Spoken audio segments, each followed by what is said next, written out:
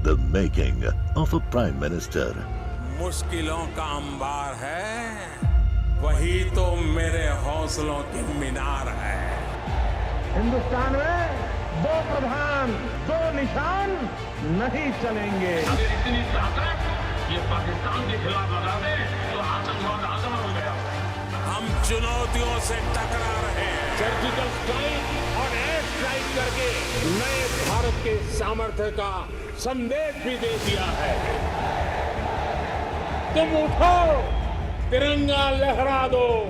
जननायक नरेंद्र मोदी के 20 वर्ष पुराने भाषणों पर आधारित एक बेहद लोकप्रिय कार्यक्रम। क्या कहते हैं नरेंद्र मोदी?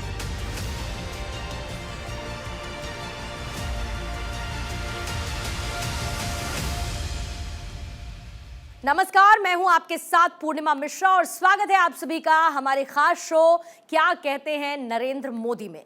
प्रधानमंत्री नरेंद्र मोदी के भाषणों की दुनिया दीवानी है। भारत 24 अपनी इस खास सीरीज में प्रधानमंत्री नरेंद्र मोदी के वो ऐतिहासिक भाषण आपको सुनाता है जिसने मुल्क की तकदीर और तस्वीर दोनों बदल दी। और आज इस शो में हम आपको प्रधानमंत्री मोदी का 1 जनवरी 2014 का वो ऐतिहासिक भाषण सुनाएंगे जो उन्होंने महाराष्ट्र के रायगढ़ में दिया था। भाइयों बहनों, हमारे देश का एक बहुत बड़ा दुर्भाग्य रहा है और दुर्भाग्य ये रहा है कि आजादी के इतने वर्षों के बाद भी भारत का सच्चा इतिहास हम तक पहुंचने नहीं दिया जाता है।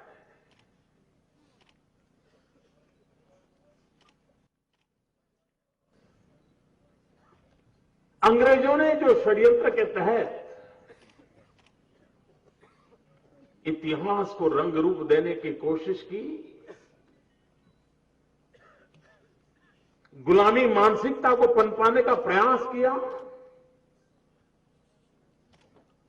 आजादी के बाद हम लोग भी उसी को खाद पानी देते रहे।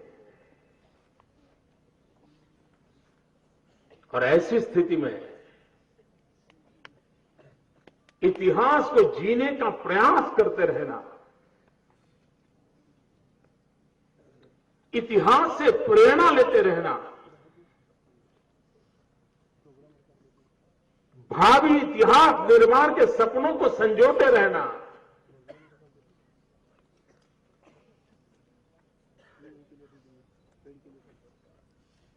ये काम छोटा नहीं है और ये काम निरंतर रूप से इस पवित्र भूमि पर चल रहा है, आप लोगों के प्रयासों के माध्यम से चल रहा है। आज हिंदुस्तान में छत्रपति शिवाजी महाराज के संबंध में किसी भी कोने में जाकर के पूछो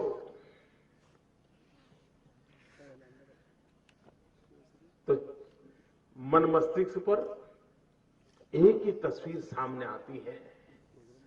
घोड़े पे सवार है, हाथ में तलवार है, युद्ध की मुद्रा है।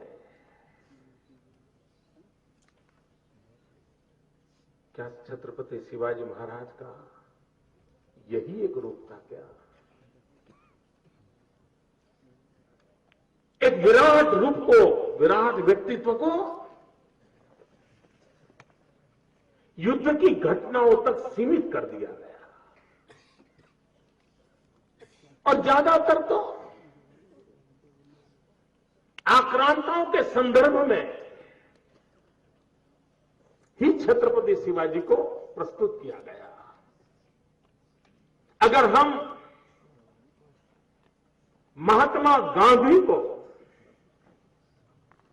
सिर्फ अंग्रेजों के साथ संघर्ष इसी एक पहलू के आधार पर महात्मा गांधी का मूल्यांकन करेंगे तो गांधी का सबसे बड़ा अन्याय होगा। उन्होंने समाजोद्धार के लिए कितने पहलू,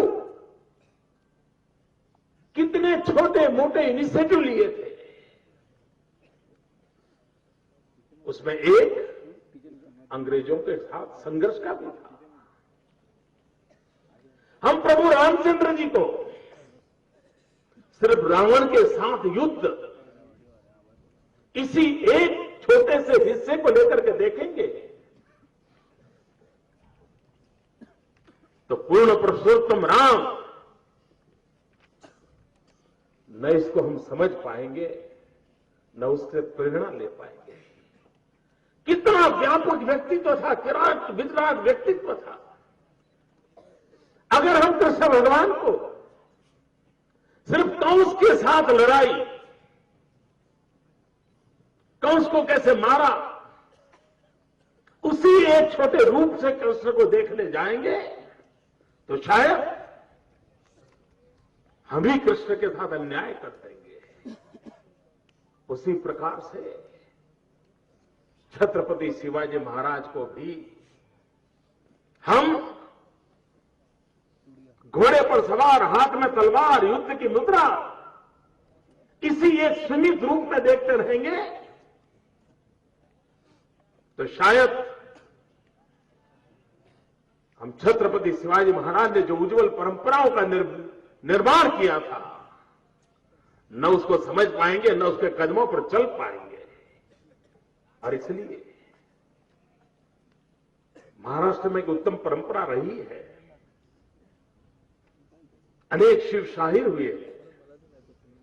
बाबा साहब पुरंदरे जैसे महानुभावों ने बहुत बड़ी परंपरा खड़ी की है और उसके कारण शिवाजी महाराज के जीवन के अनेक पहलू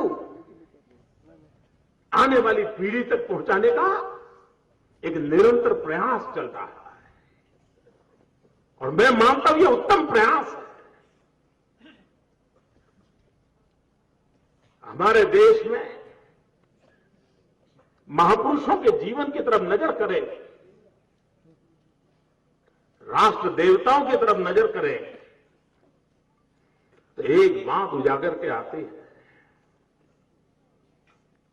श्री कृष्ण का जीवन देखें तो गाय चराने वाले ग्वालों के बिना कृष्ण अधूरे लगते हैं। उनकी पूरी जीवन यात्रा में उन छोटे छोटे ग्वालों का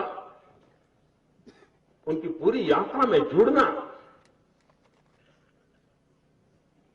एक अटूट हिस्सा था। प्रभु रामचंद्र जी का जीवन को देखें तो उसमें भी छोटे छोटे आदिवासी लोग, जामुवंत की सारी परंपरा, उनके बिना वानर सेना के बिना प्रभु राम अधूरे लगते हैं। उसी प्रकार से छत्रपति शिवाजी महाराज छोटे छोटे मावड़ों के बिना छत्रपति शिवाजी महाराज भी अधूरे लगेंगे। छोटे छोटे लोगों को साथ रख करके उनमें कौवत भर के, कौशल्य भर के, उनके भीतर की मानवीय शक्तियों को जगा करके एक महान लक्ष्य के लिए जोड़ने का पवित्र काम ये महापुरुषों की परंपरा रही है।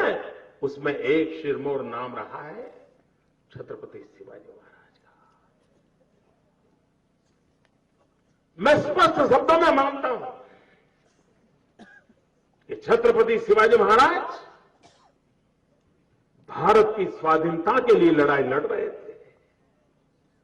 ये देश को गुलामी से मुक्ति दिलाने के लिए लड़ाई लड़ रहे थे। उस कालखंड में जो माध्यम थे, जो व्यवस्थाएं थी, जो तौर तरीके थे, उसको उन्होंने अपनाया था। लेकिन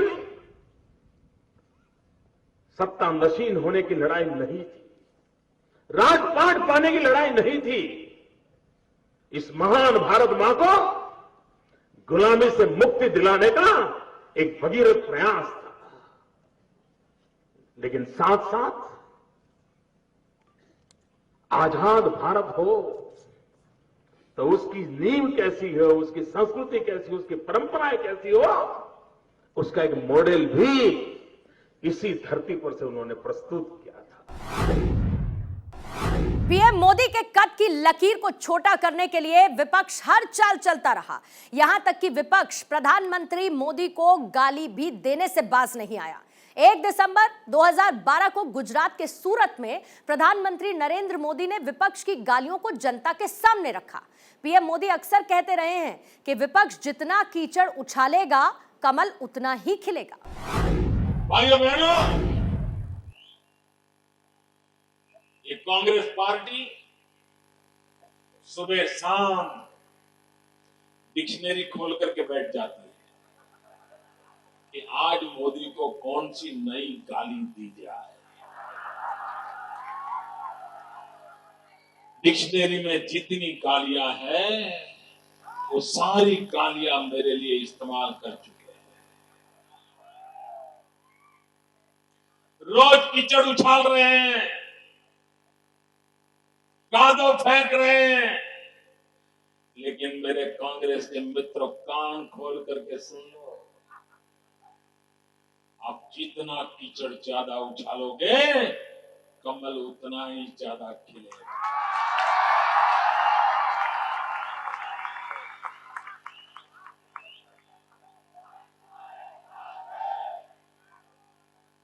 दिन में 90 बार आपके ड्राइंग रूम में, टीवी पर पिछले 6 महीने से कांग्रेस वाले आकर के चीख चीख करके कह रहे हैं, दिशा बदलो, दिशा बदलो। 6 महीने से। अरे मेरे कांग्रेस के मित्रों, गुजरात ने जिस दिशा पर अपने रास्ता बनाया है, अगर दिल्ली भी गुजरात की दिशा पकड़ ले तो देश का भी भाग्य बदल जाए। गुजरात की दिशा है सरदार पटेल की दिशा, गुजरात की दिशा है लोक पुरुष की दिशा। और भाइयों बहनों, कांग्रेस वाले क्या कह रहे हैं? अभी कुछ दिन पहले हमारे कांग्रेस के नेता ने सुनाया, फरमाया उन्होंने, ये गुजरात का मुख्यमंत्री जो है ना, वो तो वानर है, वानर। बताओ क्या गुजरात की जनता ने वानर को चुना है क्या? मैं कांग्रेस के मित्रों को कहता हूं कि मोदी को गालियां देने के उत्साह में आप अपना अज्ञान प्रकट करते हो। आपने मोदी को वानर कहा है, मैं आपके इस प्रमाण पत्र का स्वीकार करता हूं।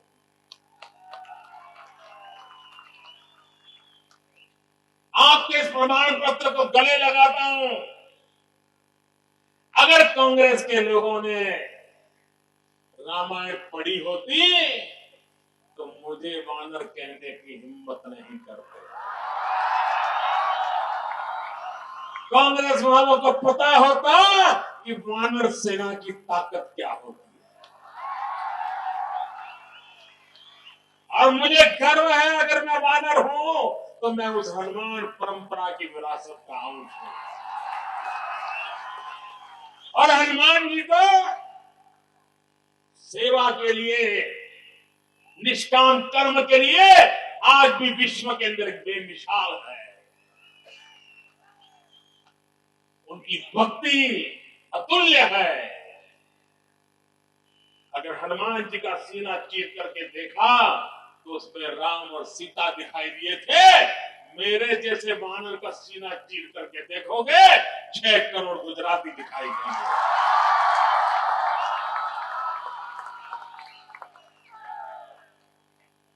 मेरे लिए अगर मैं वानर हूं तो मेरे 6 करोड़ गुजराती, ये मेरे भगवान राम है और मैं उनका पुजारी हूं, मैं उनका सेवक हूं। और मुझे उनकी सेवा करने का गर्व है। ऐसा सौभाग्य कहां जब गुजरात के ऐसे महान नागरिकों की सेवा करने का ईश्वर ने मुझे अवसर दिया। ये मेरा सौभाग्य है। भाइयों बहनों, मैं 11 साल से आपने मुझे काम दिया हुआ है। मुख्यमंत्री पद क्या कुछ नहीं है। देश के मुख्यमंत्री क्या कुछ नहीं करते हैं, लेकिन कभी आप अपनी तरफ देख करके सोचिए, आपको भी कभी कभी बहुत काम रहता होगा तो मन में इच्छा होती होगी एक दिन छुट्टी का मिल जाए तो अच्छा होगा। होता है ना, ऐसा मन करता है ना। आपको भी कभी छुट्टियों के दिनों में घूमने के लिए जाने का मन करता है ना। ज्यादा पैसे तो कुल्लू मनाली चले जाओ, कोई आबू चले जाए, कोई सापुतारा चले जाए, जाते हो ना भाइयों बहनों, हर किसी को मन करता है। लेकिन गांधीनगर में एक ऐसा मजदूर बैठा है जिसने 11 साल में एक बार भी अपने लिए एक कल्याण का भी उपयोग नहीं है, घंटे का भी उपयोग नहीं। ये मजदूर मुख्यमंत्री आपको मिला है, आपकी सेवा के लिए सदा सर्वदा तैयार है। भाइयों बहनों, कांग्रेस के लोग, इनको पहचानना बहुत जरूरी है। ये आपको कहते हैं ना, दिशा बदलो दशा बदलो। 2007 में जब चुनाव हुआ तो मैडम सोनिया जी छोटा उदेपुर आई थी चुनाव प्रचार के लिए, और उन्होंने सबसे पहली रैली की थी छोटा उदेपुर में। बहुत सारी भीड़ इकट्ठी की थी, न जाने कहां कहां से उठा करके लाए थे, कैसे कैसे लोग लाए थे। और उस समय 2007 के अखबार निकाल करके देखने जैसे है। इतना मनोरंजन मिलेगा, इतना मनोरंजन मिलेगा, वो अखबार को निकाल कर पढ़िए। 2007 के टीवी के चैनल के न्यूज देख लीजिए, क्या क्या आरती उतारी गई थी, कैसी भक्ति की गई थी। सोनिया बहन आई, छोटा उदेपुर में आई, गुजरात में छा गई। अब मोदी का पत्ता साफ, अब कमल कुचल जाएगा, पंजा भारी पड़ जाएगा। अब मोदी गया, अब तो 3 दिनों बाद मोदी गया। अखबार से भी बड़े फोटो छप गए थे।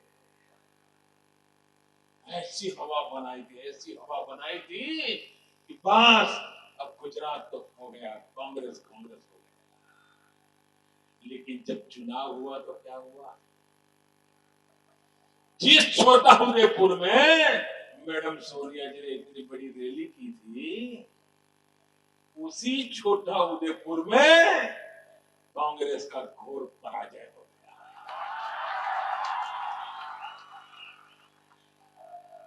मिट्टी पलित हो गई कांग्रेस की, और इसलिए कांग्रेस ने, मैडम सोनिया जी ने 2012 में अपनी दिशा बदली। 2007 में छोटा उदेपुर गई थी तो 2012 में राजकोट में गए।